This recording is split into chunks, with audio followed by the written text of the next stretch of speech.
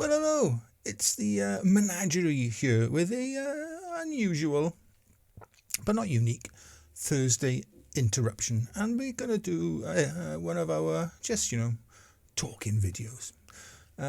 I recently watched an excellent and thought-provoking video put out by the excellent and thought-provoking Andy Banner a while back, where he had a right old, fully justified, I might add, rant at Adobe, and I thought I'd chip in after finding out my simple photo plan consisting of Lightroom and Photoshop is going up by 50%. Now, I've been using Adobe products to edit my images, photos only, I don't use it for video, since I was a slip of a boy. Anyone remember Photoshop Elements? That's right, that long ago. And then I bought, I think it was either Lightroom 3, 4 or maybe 5, back when you bought software on an actual physical disc.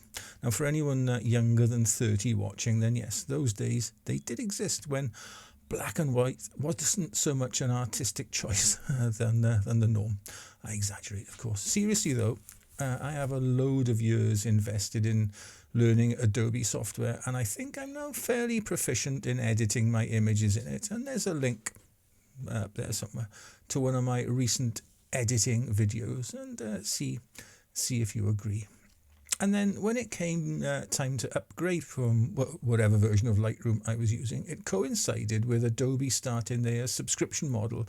And rather buying the software outright, you rented it in effect. Now, this had one massive advantage for me, and that was that I could get a proper version of Photoshop, something that had been like financially out of reach before. So for whatever it cost per month, I have a feeling back then it was £7.99, something like that.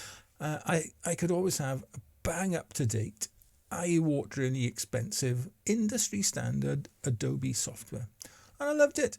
I didn't really care that everyone else was moaning about the subscription only model, or that I was, and probably still am, using only about 5% of Photoshop's functionality.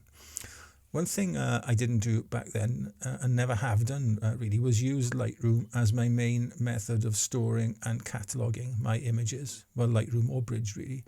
I devised my own system of folders and subfolders for keeping my images organized, and imported that entire structure then into Lightroom, well, the current year's folders at least, to work on whenever needed. I used and still do use Lightroom purely as a raw editor and processor, and once I finish an image, I export it into a separate projects folder and subfolders, a filing or storage system I continue to use to this day. And if I can find it, I'll link to a video where I talk about it in more depth, again up above. Now, when some years back Adobe hiked the price to $9.99 a month, I still really didn't mind paying it, but I did start looking around for alternatives, and I got hold of a copy of Capture One Express, I think it was called, for Fujifilm, which was free, and tried it for a few months, but just didn't find it as intuitive and easy to learn as Lightroom. Still, I persevered with my quest to move away, but every time I got close to doing so, Adobe would bring out some new, utterly banging functionality, like masking and stuff like that. And I'd shrug my shoulders and, just carry on paying and staying.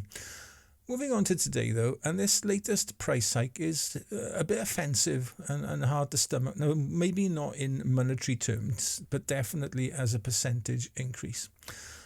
But then again, it has come after many years of the monthly price being held at $9.99. And for what it is, as I said, cutting edge, professional industry standard software, especially when you're looking at Photoshop, it's still an absolute bargain. But again, it has made me think, should or could I even now move away to a different software package, one where you buy and then own a piece of software, or a license to operate it, that is, I guess. You no longer buy a disc these days, do you? And I have downloaded a free Capture One trial, which I'll try to use over the next 3 months before well, I was going to say committing one way or another, but I've kind of committed, and you'll find out at the end of this video which way I did commit.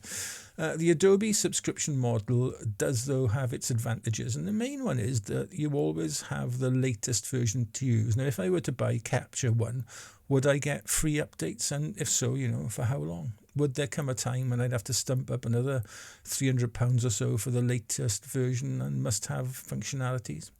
There's also the small matter of learning a new program.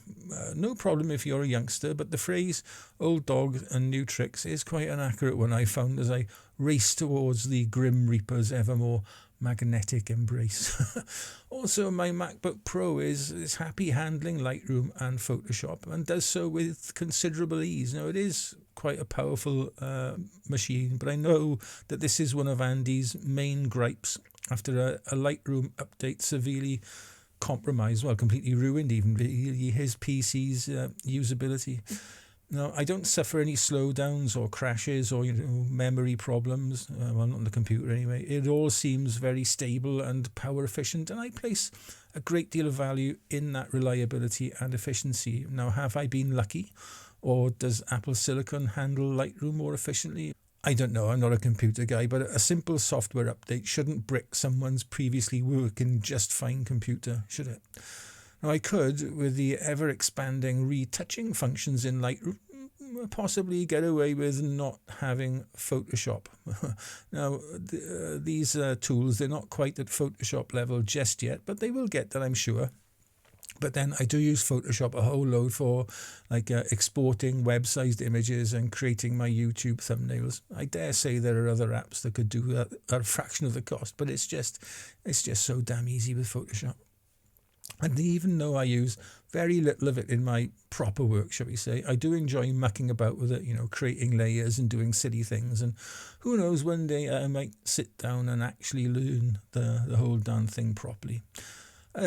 So after much deliberation, I am going to stick with Adobe. Now, that might change if, and it's a big if, I can learn Capture One and get as proficient in that as I am in Lightroom within 3 months, and also find a Photoshop alternative for the other bits and pieces. Now, an aside here about Capture One, it seems to have cemented its place in the market as the industry standard for professional photographers. And looking at the latest version, it seems that they've made it look, at least anyway, incredibly complex.